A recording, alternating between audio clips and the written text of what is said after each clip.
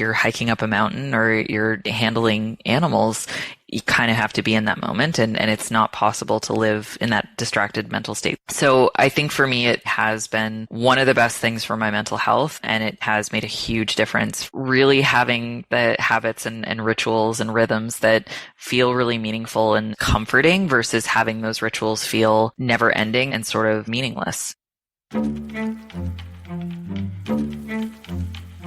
Have you ever dreamed of making a radical shift? What does it take to build a more intentional life? What is gained from reconnecting with yourself, with community, and with the natural world? I'm Alyssa Hessler. I've spent the last decade meeting with people all over the world who have made remarkable transitions in their lives. How do they do it? What did they sacrifice? And what have they learned? Stepping away from convention isn't easy, but we all have the power to reclaim the things that we've lost, to slow down, to change course, to create the life we want for ourselves and for future generations. The Urban Exodus podcast shares practical advice and inspirational words to embolden and guide you on your own journey. These are the stories of those brave enough to venture down the road less traveled. This is the Urban Exodus. Urban Exodus is community-supported programming. Please consider sponsoring an episode or making a contribution so we can keep these conversations going.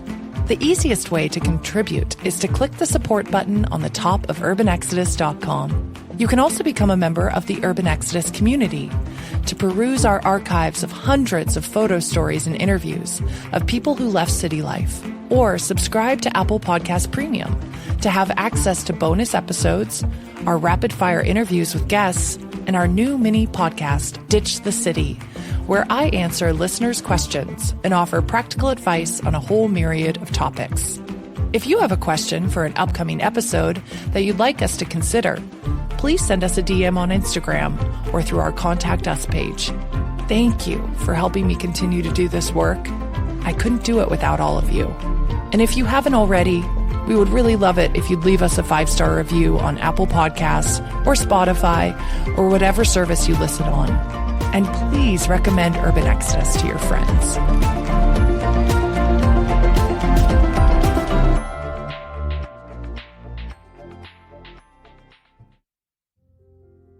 I'm excited to invite you to my conversation with Rachel Siegel.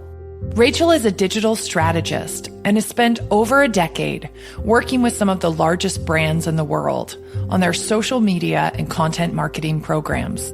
In 2012, she was burnt out with the pace of city life. Rachel and her partner Scott moved to a remote island in British Columbia. This move required both courage and a willingness to figure out how to do things differently than the rest of their cohort. But moving to the country was a revelation, and they immediately felt happier and more fulfilled, balancing remote freelance work with raising animals and growing food.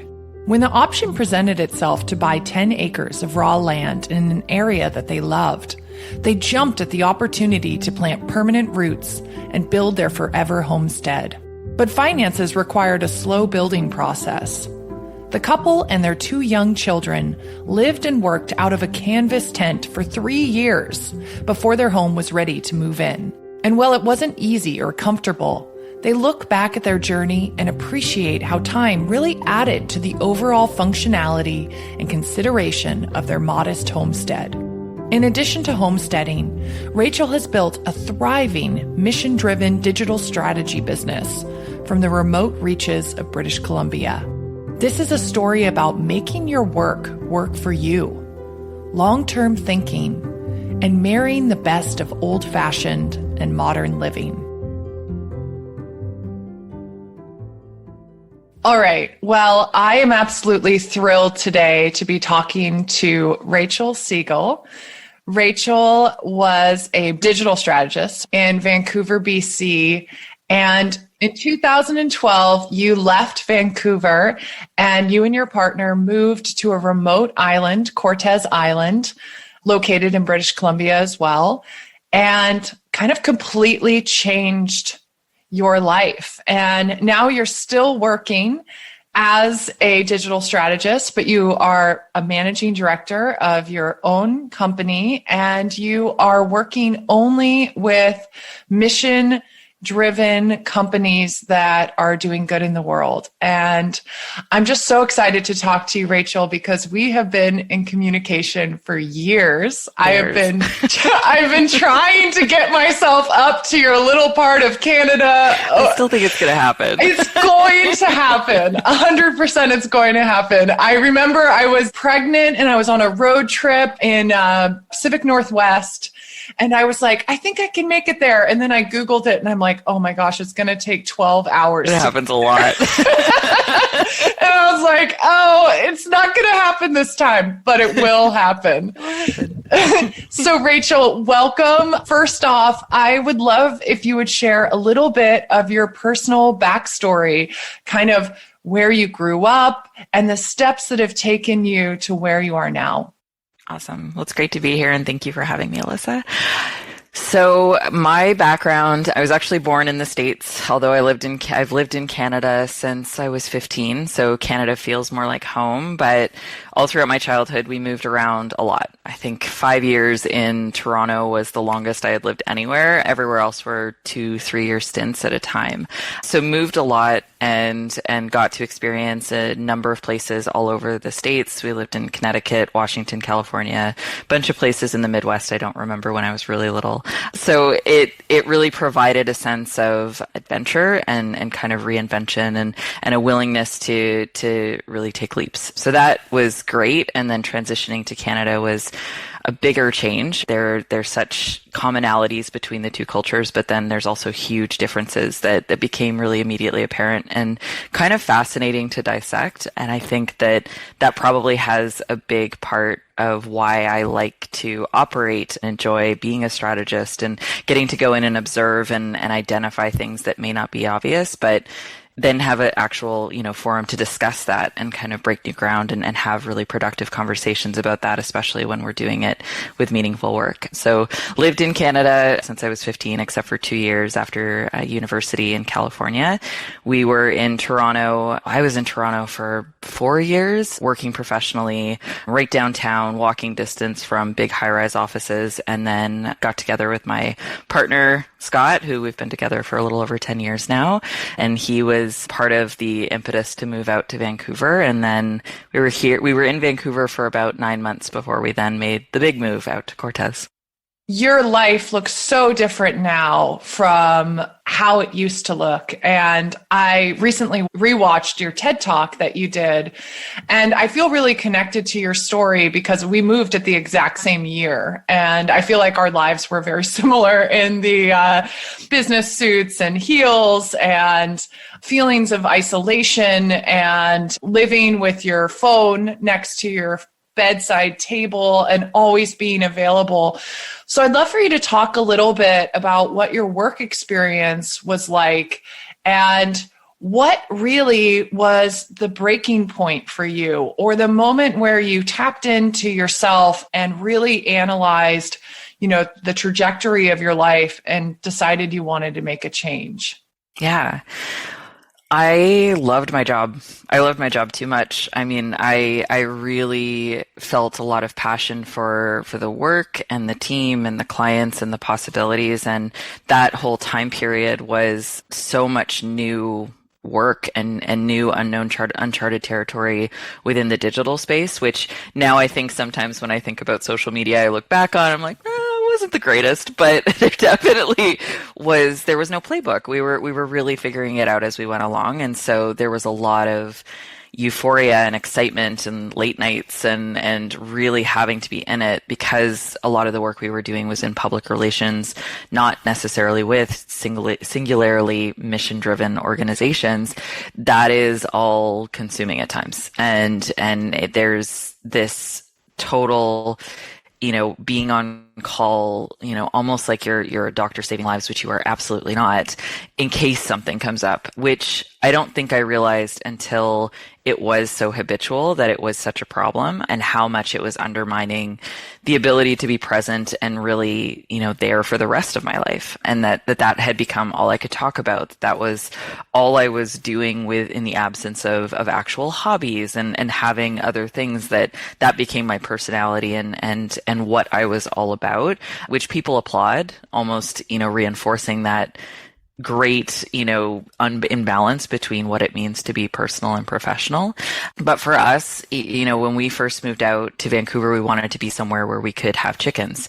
And it was a very theoretical idea until springtime came around. And honestly, the chickens were the gateway. Like, we were having so much fun with these 4 chickens. They require so little when there's just that few of them, but it has to happen. They've got to be let out in the morning. They have needs. And that became something we were talking about more and more. And it was such an exciting time, while I was also feeling more and more of the disconnect and kind of just the routine in a negative way with work, that it felt like, you know what, even if this is just a break and eventually we go back to the city, there needs to be a break here to really just separate it and not feel like, let's go for a hike. Cool. I'm on a hike, just staring at my phone continually, messaging back and forth. That there needed to be some, really distinct break from that to try to find whatever that was going to be somewhere in the middle.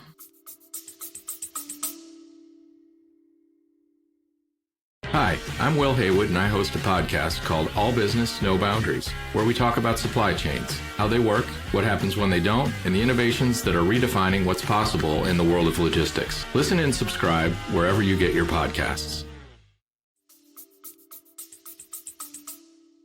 So you decided to almost like a sabbatical of sorts, but you were working remotely while you did it, to leave Vancouver and move to Cortes Island for a year. And the place where you moved had no cell phone reception, which I fully applaud, because that is a real digital detox, especially for someone working. What did that first year look like for you? And how did you know that you had made the right decision ultimately? Yeah. Peace and chaos. I think it was such an upheaval that it was absolutely what we needed. And we had such a great time really sitting back and going, wow, we've just gone from, concrete and busyness to this 365 acre farm where the possibilities are endless for what you could do quietly throughout the day. We did chores on the weekends because we were still working. And that rhythm, we were talking about it again recently, Scott's championing right now for a cow, was just such a huge part of also us growing together as a couple.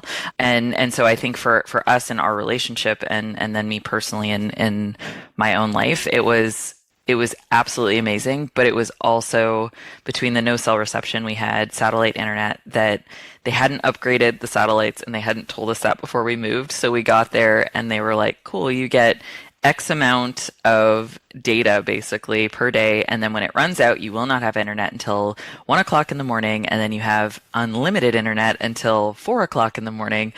And then it resets and you'll have your allotment of your bandwidth again. And so I was working much more in the social media space, and Scott's a designer. And so he's dealing with like massive, at the time, Photoshop files. Figma wasn't a thing yet. And so we were just consuming that before noon, which is kind of great because it does make you prioritize things. Similarly to having children, you've got to prioritize your day. You got to get what needs to get done.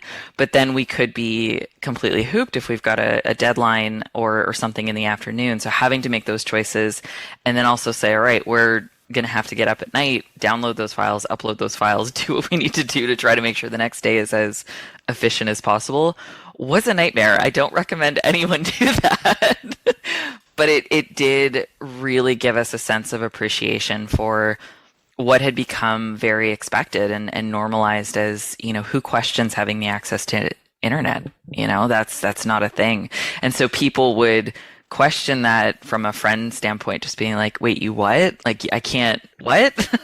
And the internet was definitely not good. I could never have done this, having a video call with someone that wouldn't have been possible with the bandwidth that we had anyway. So really being conscious of those choices, and then, not having to be explicit with people. You can't text me.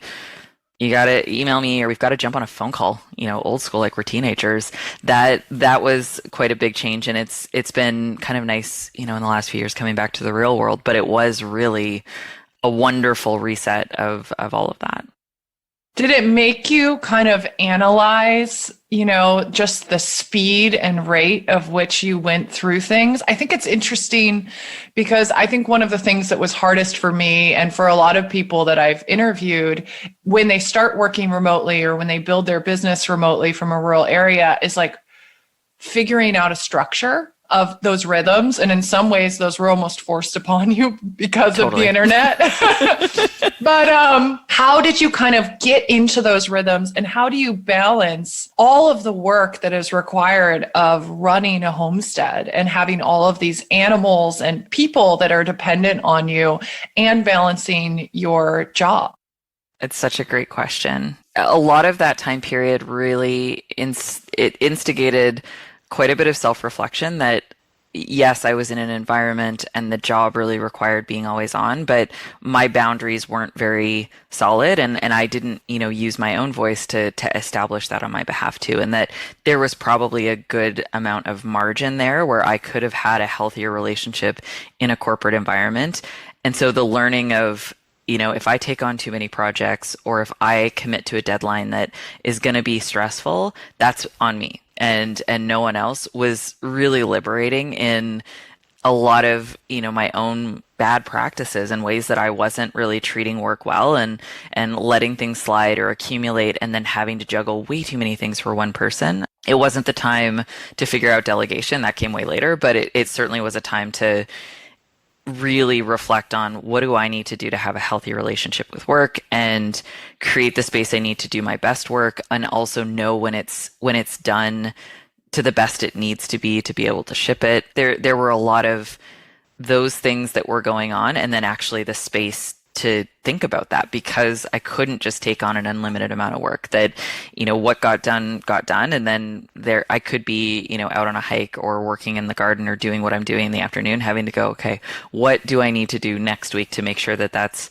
more productive, less stressful, and actually get what I say I'm going to get done, and not have to then worry about it when I'm supposed to be in times not at a computer. It stops the procrastination element, because you start to realize like worrying about it isn't going to get it off the docket. Exactly. Just like push into it. I feel like COVID has really given people time and space to think about and really evaluate their lives in a way that they didn't before. And a lot of businesses went remote, or a lot of jobs went remote, but now those employers are calling people back into the office. And I think that, there have been a lot of articles written about the great quit and people deciding that job that they had is not serving them anymore.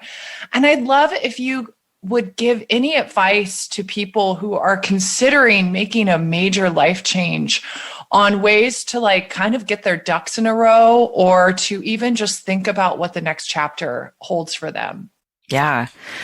Being remote and being in an organization that embraces remote is amazing. We work really hard at BrightWeb, where I am now, to try to make sure there's balance there, and that people can feel that sense of community coming up through group calls, through the way that we engage, systematically and serendipitously in Slack, the way that, we try to have some in-person meetings when it's, in times that are safe, but that there's never any sort of enforcement of you have to be there in any of those forums. That if you need time to focus and you don't want to be on camera, that's okay. If you need to be completely off Slack for the day, that's okay.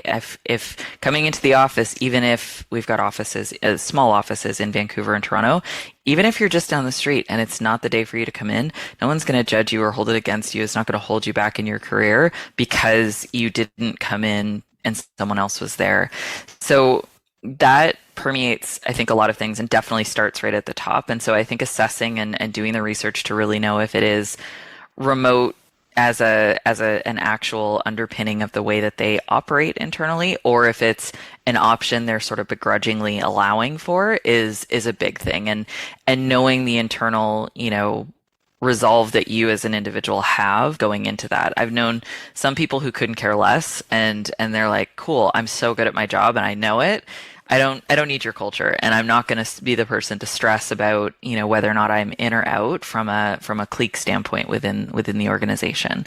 I couldn't do that. I really, do have a tendency to read into things and to look at things and sort of wonder what's really going on, especially in a remote environment. And so I've noticed, especially in this role, that I'm not alone in that, and really granting people that permission to take the time and being explicit. I have a colleague who on Monday was trying to power through, and she's like, we've got a pitch tomorrow. I'm going to be there. I'm like, take the day. You're sick. It's okay. And we talked about it yesterday, and she's like, I absolutely wouldn't have taken the day. She's like, I'm so glad you said that. And I think we've got a good rapport. I don't think that I was making her feel that way, but something internally was definitely driving that. And I think part of that is sometimes the isolation of not getting to just look up and look around and go, everybody's okay. So in the absence of that, you can feel like everything's riding on your shoulders when you're alone in your space. Calling all small business owners. Are you looking to expand your customer base beyond the reach of your local community? Speak to our loyal audience of over 38,000 listeners by sponsoring an episode of the Urban Exodus podcast. For more information, visit urbanexodus.com/podcast. So when you first moved, though, you decided to go freelance. And I think that a lot of people considering making that move, they're considering either starting their own business or going freelance on their own. And we've really seen a shift. I mean, I also worked in kind of the PR ad media world, and I went from where nearly all of my friends were employed full-time at organizations to most of my friends now are contract workers or freelance. What advice would you give to people who maybe are taking their first step out of that paycheck that comes on ways to set themselves up for success, and also just to track and make sure that, they give themselves that space to breathe? Because as a freelancer too, there can be this tendency to just overwork as well because you're scared that the next job won't come around the corner. The scarcity mindset is something I've definitely struggled with, and that has led to then an overabundance and way too much work to have to get done in a reasonable time frame. Still always somehow gets done, but it is a really important thing and something that I feel like has been easier over time to really come to this work, especially now with much more of an abundance mindset. So if I could go back, I think I would have done a better job of figuring out the criteria of the work I wanted and being a little bit pickier. We had the luxury at the time, which, today is very different than 2012. Our cost of living was so much smaller than what we were dealing with in the city. We were remote. We had, a cabin, we had a solar, energy and wood-fired heat. So our bills were pretty minimal, and that was great because it did provide the luxury of a runway to kind of figure it out who we were going to be working with and what that looked like. I feel like the biggest thing is your reputation, and some of that will be cultivated if someone is going freelance, as you've experienced too. You're going freelance, but you have a body of people that you've worked with and that know you and know your work and now know that you're available, and that, will bubble up opportunities just based on the nature of knowing people. So putting yourself out there, connecting with people, engaging with people when they're looking for help has been a big thing. I have really tried to maintain a generosity of spirit that if someone just needs a minute and there's someone I trust and there's someone I enjoy and it doesn't feel like they're just a taker and they're looking for free advice that, they don't want to pay for, then take the time, have the conversation, have coffee, whatever that's going to be. And that investment of energy, putting that out into the world seems to come back tenfold. But really being And this comes back to that, taking on more than you can feasibly do. I've always taken it very seriously that if I say I'm going to do something, it's going to get done. And definitely with a small child, that challenged that a few times. And I did have to occasionally, the earliest days, say, I just can't, I will get back to you. And it was not maybe, the best moment for me, but it happens. But I think that overarchingly in the grand scheme of things, just if you say you're going to do something, do it. If it's not going to be done, let them know. Like being in communication and really helping people know where you're at is the big thing. Once people know that you communicate, you get things done, you're reliable, that also seems to unlock just a flood of cool. So many people try to do this work, get overwhelmed, disappear, come back, and can't find that rhythm for themselves. If someone can do that, it's an immediate differentiator from folks that are trying to freelance and haven't done that work to find the way to do it responsibly for themselves and for the relationships they're trying to build. Oh, I think that's such good advice and something that I wish I would have heard early on in my freelance experience, like really taking a moment to think about who you want to work with. And even though it seems maybe counterintuitive, like being a little bit picky, because the people that you work with, you're going to build that. It's like almost like you're creating a spider web, and like those people will recommend you for other things. So you'll already be placed in the place that you want to be and just growing from there. So initially you moved to this large farm. What was the situation as far as living there? And then where did you decide to move from there? Because you were there for a year. Yeah, so we were there it was just over a year before another place came available on the same island. When we said, all right, Scott was already freelance, I'm going to give notice, we went online and he found the cabin that was on that property up for rent on Craigslist. So we went out there, and I remember messaging a friend when we were on our way saying, hey, we're either going to move back to Toronto or we're moving to this remote island. And she's like, should you call me? Are you okay? What are you doing? This is coming out of nowhere. I don't know I don't have any context. And so we went up there, and it's a beautiful property. It is just one of the most beautiful places that I've ever been. There's so much community, and that's only grown with, some people that we really appreciate on that island, having moved there and continuing to expand what that looks like.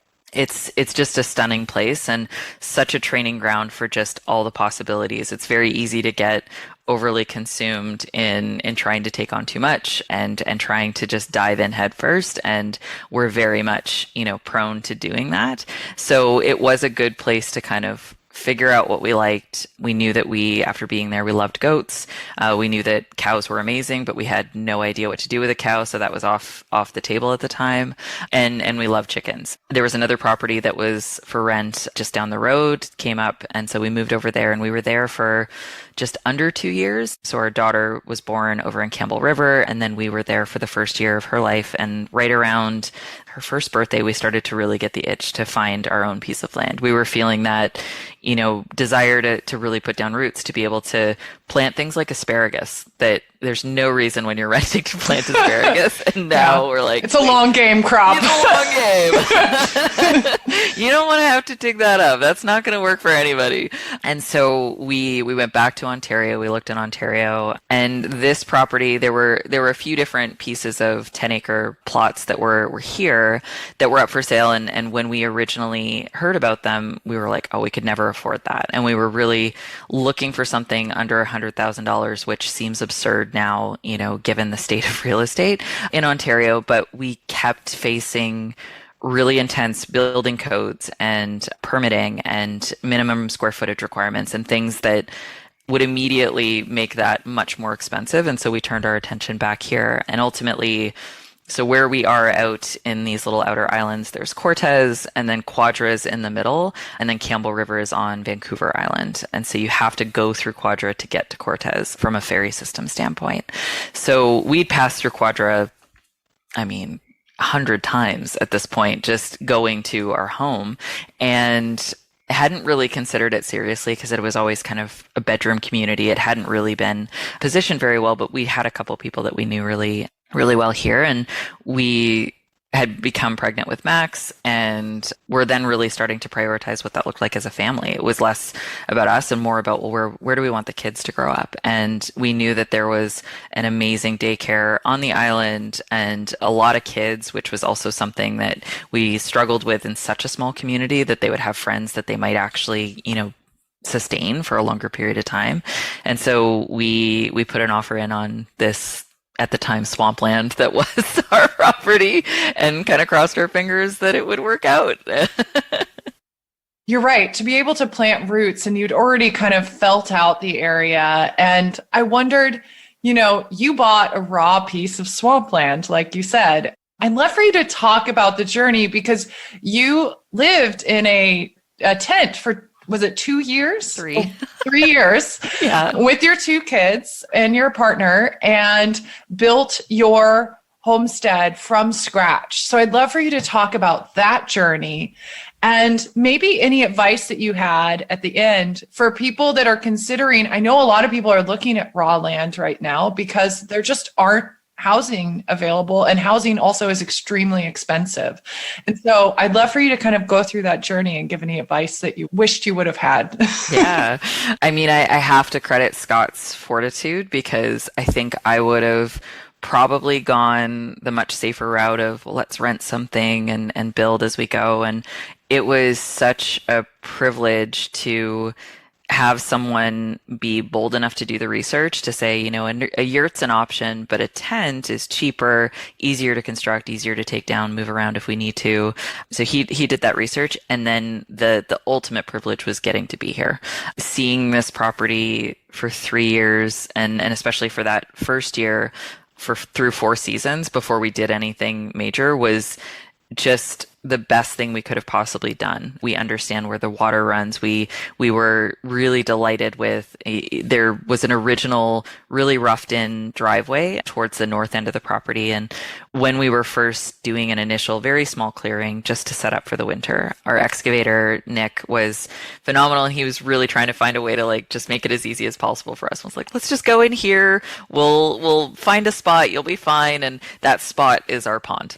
that is where all the water runs. And he wouldn't have known that, because we had been tromping around as best we could in here, and was just purely trying to maximize the half day that he had available for us on a very specific August afternoon to come in and do just a bit of work to get us a level piece of area to set up a tent, have a baby, and come back and hunker down for the winter. So it was wild. It was like, I think back on it and I'm not even sure what we were running on other than adrenaline and just hope and dreams. But we were so surrounded by community. I think when I consider, the people and knowing their names, knowing that it was Nick, knowing that, Jerry milled wood on our land, knowing that Mark was the one that came in and figured out exactly how to sculpt the trees that were coming down and create more space when we cleared more pieces of the land, that Brian, built the house and did all that work. And then when he retired, Travis took it over, because 3 years.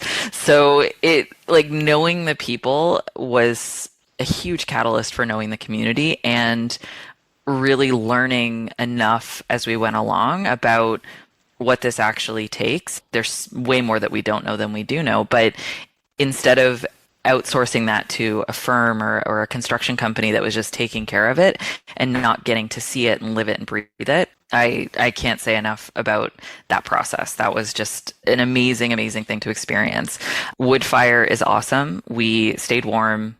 We were like sardines that first few weeks with 2 babies, because Isla was still quite small at the time too. And we reconfigured and changed things over time just to make the space work for us based on the age the kids were. But it was tight. And we as a couple, again, had to really face how we communicated with each other and how we deal with stress and how we, support each other, but also honor big differences in how we cope through things. And so it's made us so much stronger by just really working together on that and feeling very, in lockstep about, but what are we ultimately trying to accomplish with this, which is having a place that, if we build 2 more cabins here, the kids could live here. and we could all have our own private space. So it has been, very quickly a legacy project of just some semblance of security.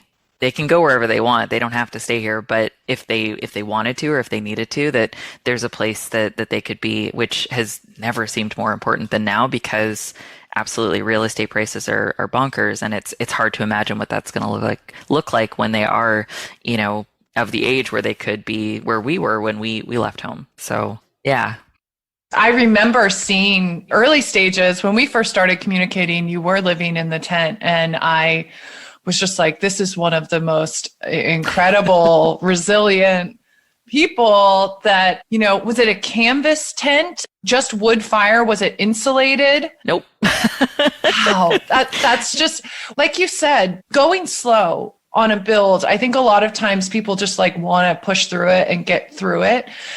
But really observing a piece of land and seeing where the wind rips through and where the sun comes across, and just taking that time. I think we live in such a fast-paced society, and you were obviously living a very fast-paced life. What did it feel like to slow down in that way? And did you battle with yourself at all in this new pace that you found yourself in? Because I think not only were you slowing down with building a house and creating these things, but also slowing down into motherhood too. That is a totally different change. How did you navigate?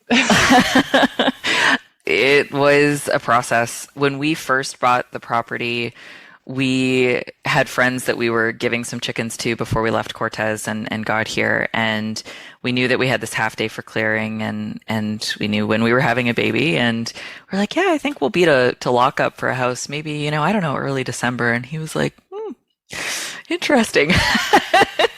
and was so kind and sort of very gently, didn't pop the bubble, but certainly, instituted a bit of, be kind to yourself and see how it goes and have some options, and just sort of tried to support us through that delusion of that somewhere in a 4-month span, we were going to be able to get there, figure out where we wanted to build, what we wanted to build, have a baby, and then also get her done, like houses just appear out of thin air.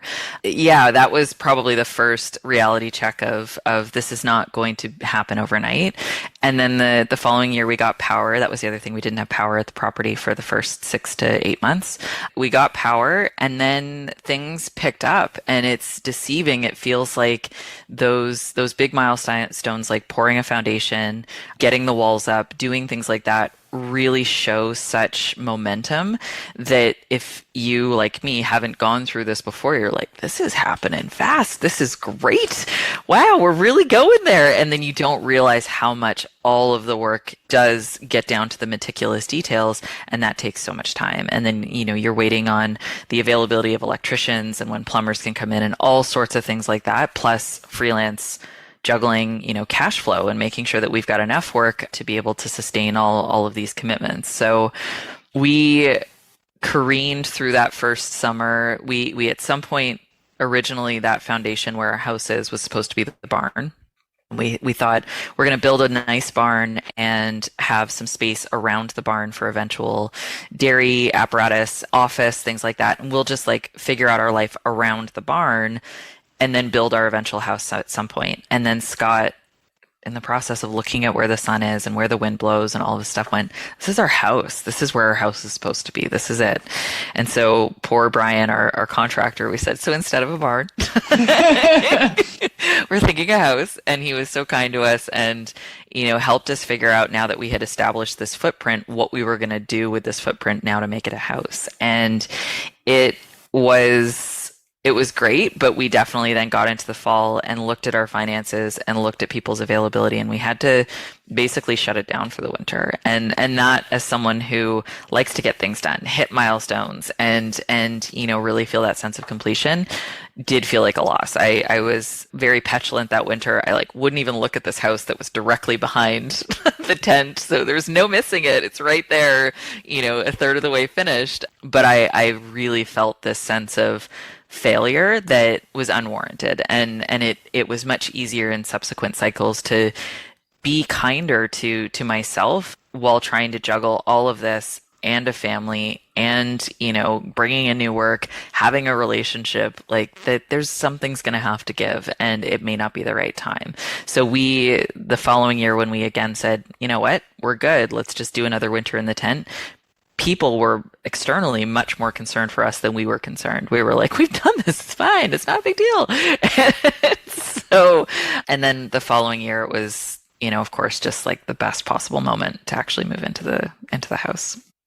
I'd love for you to describe your home now and your land and this homestead that you have built from scratch. We made a really conscious choice at the beginning to not just tear out all the trees. A lot of places will just level it, create, pasture, and we have some of that, but we have really distinct, like 4 really distinct quadrants, I would say, of a not square at all property. So where I'm sitting right now is our little studio, which is where we do our work. And it's an independent space from the house, which we built right at the beginning of COVID and was only made possible because we have great internet now. We don't have satellite internet anymore. It sits in front of the pond. It's our socializing space. It's our dedicated focus space. It's a reprieve from the homestead, totally independent. I can't see anything from here because of the trees of what's going on there. So where we need quiet time and focus time, this is a bit of a sanctuary. The house it's cozy and it's a constant, playing a bit of Jenga of like, where are people supposed to go? So last year we moved downstairs, the kids moved into one of the upstairs bedrooms and we just recently separated them into their own bedrooms. And so doing that, sort of dance of where people supposed to sleep has been a journey. They were downstairs for the first while because we have one bathroom and, little babies don't really want them going up and downstairs in the middle of the night. So it's cozy. I wouldn't say that it's the best house for socializing and entertaining, but we've certainly had some great kids parties there. But it definitely is, it's a home. Like it feels very much like a home. It feels like when I walk, the 4 minutes to get back to the house, it feels like I'm going home. And there's little markers of, things that we've done and places we've been that pop up in that home. So it's certainly not fancy by any means, but it feels very cozy and where we're supposed to be. I'd love for you to talk about the animals that you keep and, any advice. I know so many people who call chickens their gateway animal. Yep. It's like, this is the one, you get the chickens and then you start to like go online and look at other things. But I'd love for you to talk about the creatures that you keep and what they have added to your life. Yeah. So we currently have 6 chickens, 6 goats, 2 dogs, one of whom is a livestock guardian dog and one who thinks she is, but she's only a quarter Great Pyrenees. She's mostly retriever, and a cat, a barn cat. We had ducks up until recently, but a mink unfortunately took them all out, which has really immediately increased our slug population. We were just talking about that last night. Yeah, it's within a matter of weeks. All of a sudden we had no slugs because we had this amazing slug patrol all over the garden, and then now they're back. And so we had said after that one, because it's been a while since we've had that big of a loss, and over the years we've become much better at how we're protecting the animals, and it came really out of nowhere and was a really unexpected loss. But now we're like, okay, maybe we can't take a break, because in order to have the garden, we need to have the ducks. And so that ecosystem persists. And, I think that the habitual nature of what animals need is a huge part of it. That it's, again, having to get outside of the myopic work, just got to keep, focusing on supporting my family and moving my career forward and doing all of that, which from the beginning, animals, starting with those chickens, did that. It like breaks that, focus, that singular focus that can be so detrimental to my own personal well-being.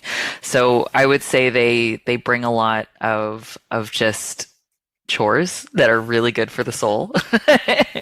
A lot of laughter. Like they all have such personalities. When we had more goats, I think that was one of the things that we hit a tipping point of feeling like we'd lost the ability to really know them as individuals. And it started to feel like we were keeping livestock. And I don't know if it's possible to know where someone's, boundaries are on that until but we hit that boundary and went, okay, this is too much for us, and had to walk that one back. How many was too many goats? Oh my gosh, I think once we were in the 20s, we were like, Oh, we yeah. don't know you anymore. Yeah, it was too much. I think we love the idea of sheep, but the practicality of like shearing and all of that really starts to become a bit daunting, mostly because of being where we are, that just access to people who can do that kind of work is hard to come by. I just wanted to give an enormous thank you to all of you who have made contributions to offset the production costs of this podcast. It means so much to me that you find enough meaning and value to pledge your support to keep this going. If you haven't had a chance to contribute, we've made it really easy for you. Just click the support button on the top of Urban Exodus website. You can also get access to bonus episodes, rapid-fire interviews, and our new mini podcast, Ditch the City, by signing up for our Apple Podcast Premium. Or you can become a member of the Urban Exodus online community, where you can access hundreds of photo stories, interviews, tutorials, videos, and more. Find out more by visiting the membership page on urbanexodus.com.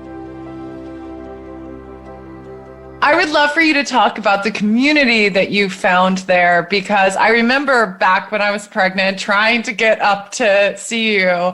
You had all of these other really great people that you were going to put me in touch with as well. And so it seems like the community where you've landed, you have really woven yourself into that community.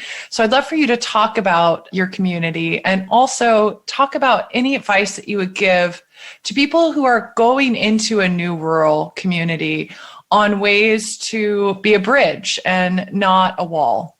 I mean, that really is what it is. I think in a city environment, it is really easy to just go about your day. And I mean, when I think about the apartment buildings I lived in and how many people I knew in those buildings, proportionate to the number of people that were living there, maybe my neighbor next door, maybe sometimes, but mostly not. I think we really lucked out when we moved here in that the folks that own one of the local cafes, their daughter is the same age as Isla, like a month apart. And her name's Lila. And she was one of the first people that had said, you got to move here. Don't move to Cortez. Like, don't buy on Cortez. Move here, move here. And so we had an immediate, sort of connection there that has become, a really solid friendship that we're really appreciative in. But getting involved in the community, volunteering is, I think, a huge one. I've been on the board of our daycare almost since the beginning. And that's been great. It's allowed me to meet people who are, of course, affiliated with the daycare, but also other board members and people who are involved in activities like that. Going places, if people invite you, just going and putting yourself out there. Yeah, I think it is hard because when you're living rural, it's not as easy to have those sort of serendipitous connections just walking down the street because we've got, 10 acres between us on either side for different properties. But making those connections with neighbors, we've got, a great community down here in what's called the south end of Quadra, but it is very distinct from other communities that exist in different, not quite neighborhoods, but areas of the island that have their own sort of myopic view of each other and really sort of commune together. So it's been interesting to both put down roots right on the property, find, those connections that really exist gloriously outside of a work environment. So I'm never talking about work in conjunction with just my friends and family here, which is awesome. And just putting yourself out there, like just if there's a farmer's market, go. People will see you and make those connections when you're and take the time to just say hi, how are you doing, or what's your name again when you're at a cafe. Like taking that time to really see people as people versus what's so easy in a city to just kind of go about your day and not put that energy in. People are used to that. And so it doesn't feel foreign in a rural community. And it certainly sets you apart from, not every rural community has a tourism component. We do, but it does set you apart then from the tourists that people just expect are coming and going and just won't necessarily make the same effort with because there's a transient piece to it. I wondered also, COVID has made rural communities' real estate explode. I mean, here in Maine, I think our community, it kind of went up initially about 30%, and now we're kind of looking at 40% increase on housing prices. Have you seen the same thing in your area? And What are some of the ramifications, or how are people responding to this kind of new influx of people coming in and people not being priced out of communities that they've lived in forever?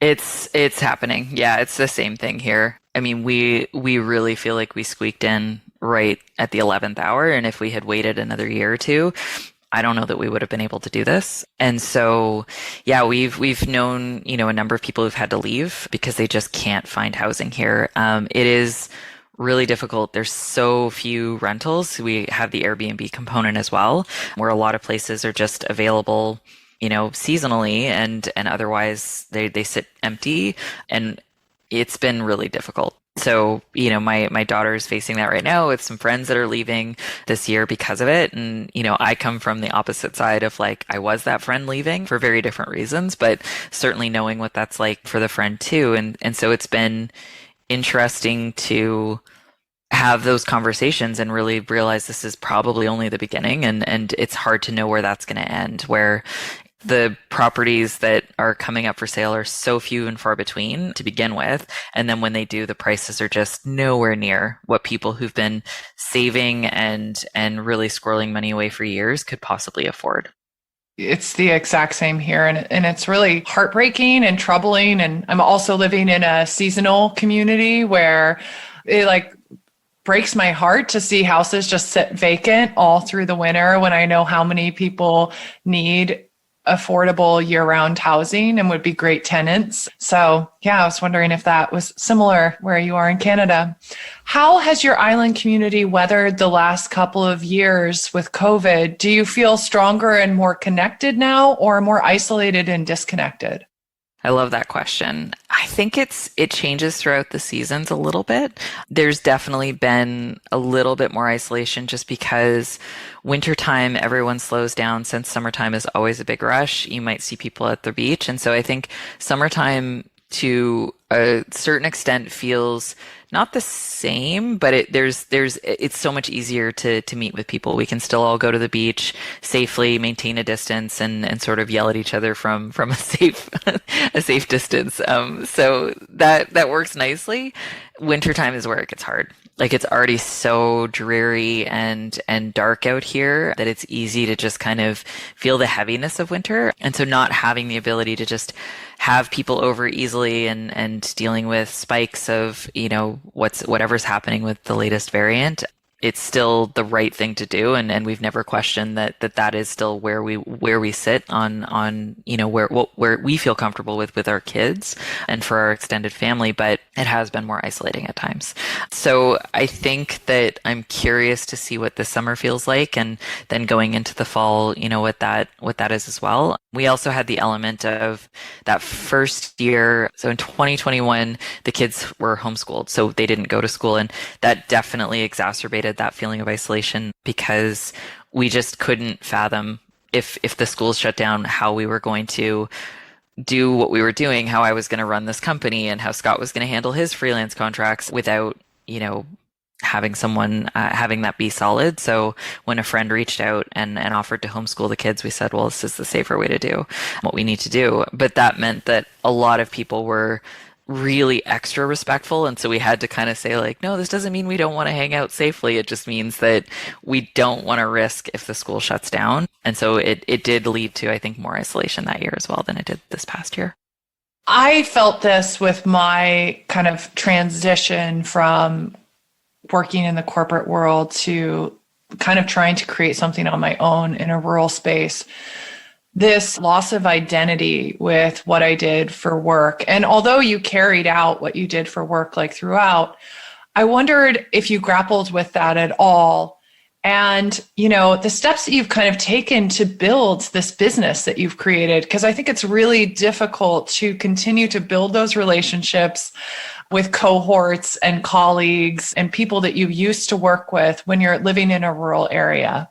Yeah, I think part of what's maintained those connections is the novelty of what we did. I think because it was, 2012, it was such a bizarre thing for people to wrap their heads around. They're like, let me get some popcorn and just watch this show and see where these two end up. This is bonkers. So I think that we had the luxury of just making it so weird what we were doing that people wanted to kind of get an update at times. I was really fascinated, especially in maybe the first 2 to 3 years, by how quickly you see people differently, and you, because you see how they see you differently. And I would have some people who would look at what we were doing and going, oh, and you'd lose some sort of status with them that you didn't know that you were fighting for to begin with. And then you'd have other people that were just like, that's the coolest, tell me so much more. And nobody needs to be fawning all over us, but the authenticity of wanting to like see you and appreciate you for who you are versus the people who are all of a sudden like, I don't know, because you're not, you don't have the latest designer bag, and you don't, aspire to be and look like and have the things that I aspire to in a city. I don't know. Now you're suspect and lesser than to me. It was so apparent that it very quickly, from a self-confidence standpoint, just made it possible to go, oh no, I want to chase those vibes of the people that really appreciate me for all this weirdness, and not entertain the people that are just kind of disappointed that I'm not in the city anymore because I don't fit some mold that I decided wasn't right for me anyway. So that was liberating, and that was really, really nice to experience. I think with where I am right now with Brightweb, they've known from the beginning, when I was first freelancing with the organization and then stepped into this role in 2020, that this is a part of who I am, and I have no intention of moving back to the city. That I'm happy to come down, I'm happy to travel to clients, I'm happy to do things, but this isn't a part of my identity that I would ever hide, and that it's a part of how I do my work. It's a part of what brings me, the balance I need to be the best possible person in a work environment. And so it's been nice to have that leading by example of everyone else should also feel empowered to do the same. If they want to live in Vancouver, if they want to live in Toronto, cool. If that works for you, that's awesome. But especially given the cost of housing, and especially given, the tenuous nature of even being able to secure housing, people have options. And that's apparent because I am sitting here having this amazing option. So everyone else should too. Yeah, absolutely. I mean, you were really working from home before working from home was cool. I wondered what challenges you initially faced making that transition, and how you set yourself up for success, and really what your days look like now. Because I think that sometimes, this idea of working from home can feel it manifests in different ways for everyone. And so I wondered what that looked like for you.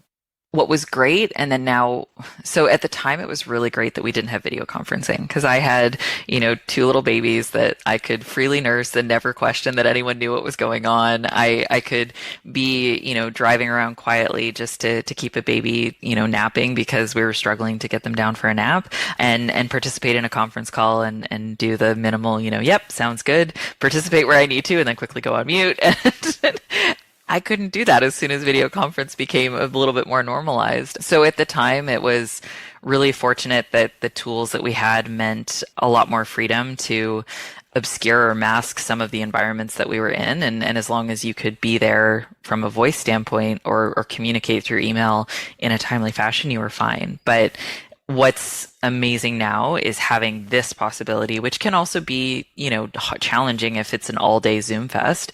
But this possibility to make connections with people is a game changer for remote work. So while it worked for me, I can't say enough good things about having this as a tool and something that we get to have in our arsenal for how we stay connected as a team and on projects with clients. I think that for me personally, my calendar is my guide. And so I have my tasks in Google Calendar, and I am very, diligent about based on the number of meetings and the number of things I need to get done and the size of the things I need to do, what can I actually do in the day? And if something has to move out, it has to move out. But I'm no longer, going to sit here until 10 o'clock at night trying to get everything done, because I've got a family and I've got a life and I've got things that I want to do. I want to see the sunlight and go for a walk. That calendar is the most important way for me to maintain that balance and make sure that I'm really setting up my day for success with dedicated blocks for like focus time where people know I won't be there. They know that I'm going to be heads down. If you want a response from me, you're going to get it, but not until this time, which has helped people sort of also find ways to communicate with me better and more thoughtfully, and lessened that desire to just like have that half eye on Slack all the time, just in case someone needs me for something. We've talked a lot in COVID about creating boundaries, and I think that was something that was never really talked about pre-COVID, having very clear work-life boundaries. And I think that in some ways, the never-ending to-do list of rural life and maintaining a rural property and animals and home and trees and all of the things that you need to tend to, it almost allows you to look at your work life like that as well. What needs to push to the next day? Because work is also a never-ending to-do list. And does it have to get done right now? I wondered, as someone whose life now is so connected to the land, if you've noticed the effects of climate change in your region. Very much so. Yeah, we had a heat dome last year that covered this area, and I think it extended all the way down to Portland. I'm not sure the exact scientific terminologies, but it basically meant it was bloody hot for a week. And I couldn't be in this particular space at all past 1 o'clock.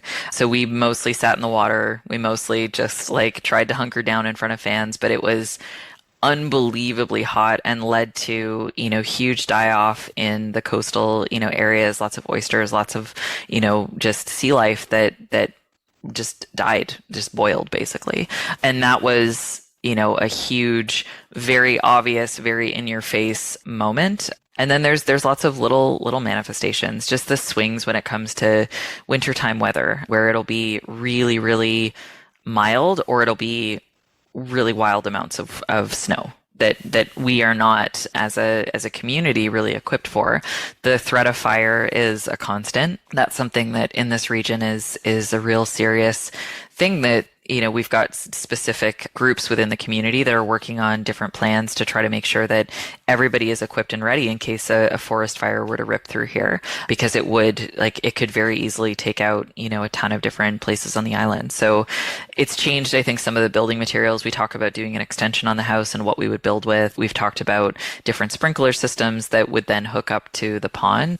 So getting ready for things like that, not as a nice to have, but as just the nature of like what we really truly need to be equipped for is good, but sad, because it shouldn't have to be that way. But at the same time, it is unfortunately, yes, a very much of reality here.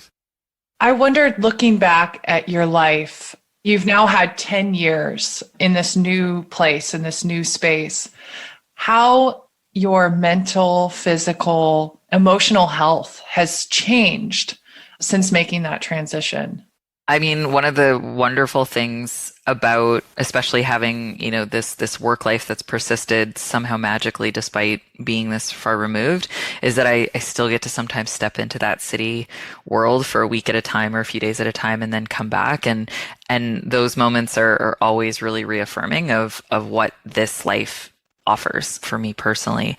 I sleep better. I have such a terrible time sleeping in the city. I don't know what it is. I cannot get it dark enough or quiet enough. So the sleeping element is a big part of it. I think Scott and I always did a lot of walking in the city and enjoyed that. Sometimes we struggle a little bit with how easy it is to just sort of putter around here and not really go for a good walk. But we, especially once COVID hit and it was the four of us, finding something to do, it became more and more just going out for hikes. Just really having reasons to put the phone down and go out and sweat a bit, do some work, get some sunshine, and not sit at a computer. Inevitably, my brain still sometimes will want to kind of play with some questions that I have or some things that I'm dealing with, but it's less all-consuming out of, I think, just the nature of, if you're hiking up a mountain or you're handling animals, you kind of have to be in that moment, and it's not possible to live, in that distracted mental state. Someone could get hurt. So I think for me, it definitely has been one of the best things for my mental health, and it definitely has made a huge difference from a just really having the habits and rituals and rhythms that feel really meaningful and comforting versus having those rituals feel never ending and sort of meaningless. Just I think the meaning behind it has also been really hugely beneficial. I wondered, as somebody that works as a digital strategist and has really worked in the kind of social media, digital communications space since its inception, if you had any advice for maybe like new small business owners that have moved to a rural area or people that have always lived in a rural area and are trying to reach a larger audience for their product or whatever it is that they're creating, what advice you would give them to use digital media as a tool to reach a larger audience? That's a great question.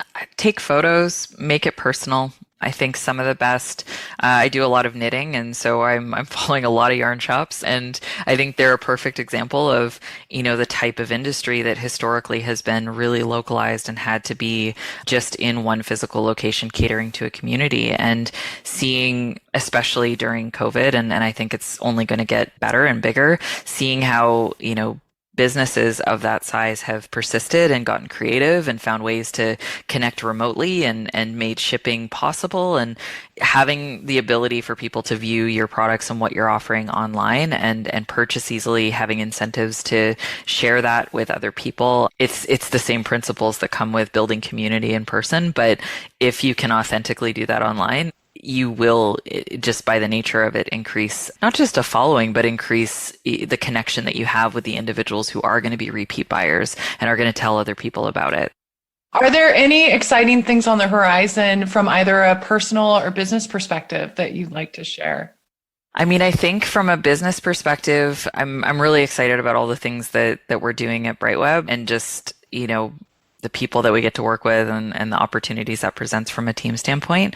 With the property, we've expanded the garden yet again. We've got a lot of ways that we want to really think about having perennials, having more bushes, having more trees. Now that we feel solidly like, all right, we're not planning on moving the garden somewhere else. Like, this is where it's going to be. We definitely have some big tasks the forest always wants to regrow. So lots of areas that we hadn't necessarily been using, but had been cleared as part of the bigger clearing for the garden. Now we've got to go in and say, okay, baby alders, real sorry, but we still want this land.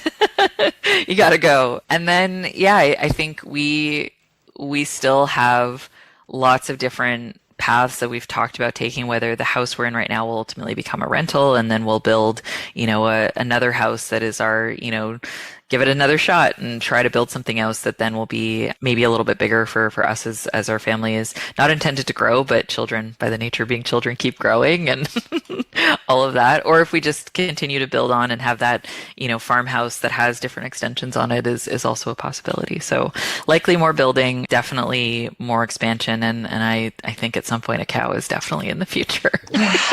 Your neighbor, I appreciate that's on record. Your neighbors are going to appreciate listening to that. You said this. Well, I have had the absolute best time talking with you. I know that everything's scheduled for you. So I just want to leave with one last question. What kind of legacy do you want to leave behind for your children and for future generations? Oh, that's a big one. That's a good question.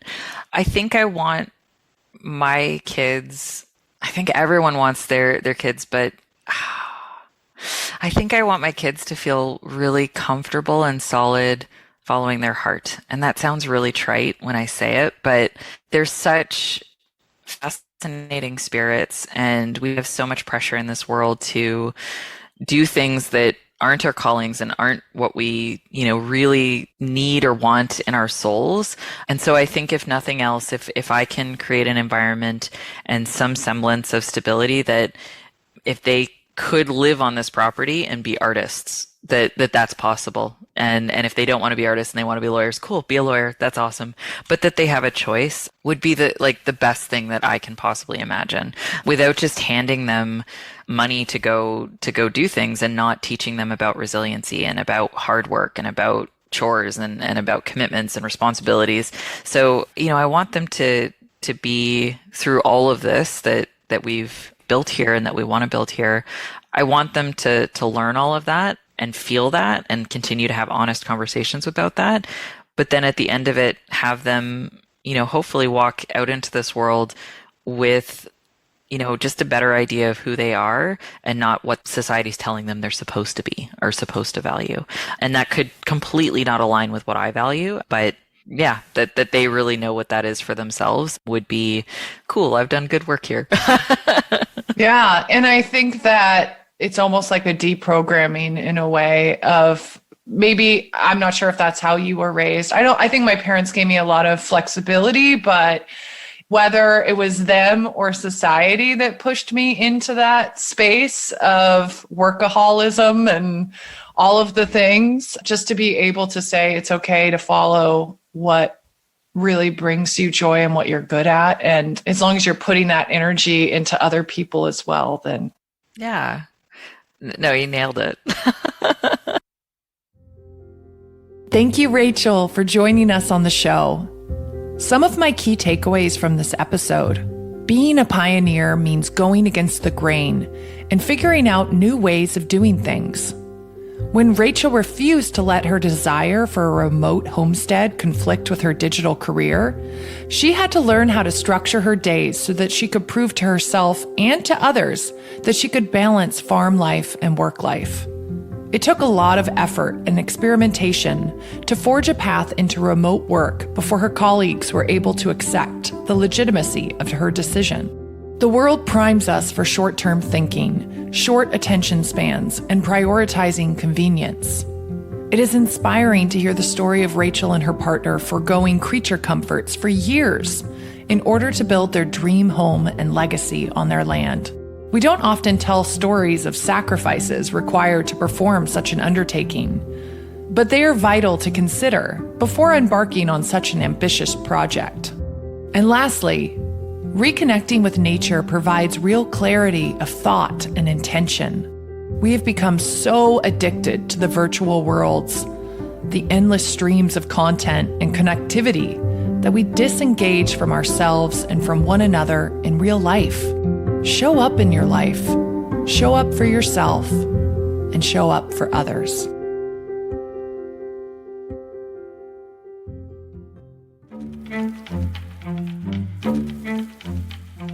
Hi, friends. Thank you so much for tuning into another episode of the Urban Exodus podcast. This is a listener-supported program that is only made possible through your continued support. And if you haven't already, we would really love it if you'd leave us a 5-star review on Apple Podcasts or Spotify or whatever service you listen on. And please recommend Urban Exodus to your friends. An enormous thank you to my incredible producer, Simone Leon, and my amazing editor, Johnny Saul, and my music man, Benjamin Bethurum. And thanks to all of you for listening. I'm Melissa Hessler, and this is the Urban Exodus.